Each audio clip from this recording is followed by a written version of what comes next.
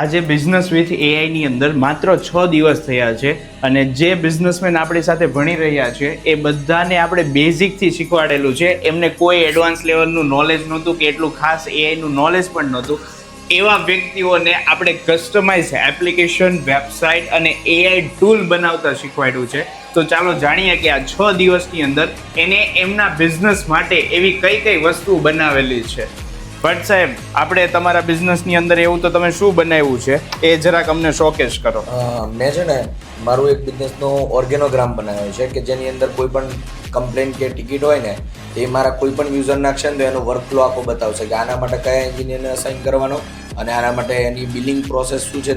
એક નાનકડો અમારા યુઝરને ડેમો આપીને બતાવો કે ખરેખર તમે કેવા ટાઈપની વસ્તુ બનાવી છે. લેપટોપમાં પાવર નથી આવતો, આ ટાસ્કને શું કરવું, આટલી વસ્તુઓ મને ચેક કરવાની કીધી. આ પ્રોબ્લેમ મારે કોને કયા એન્જિનિયરને અસાઇન કરવાનો ને કે આ કામ માટે કયા કયા સ્ટેપમાં થશે.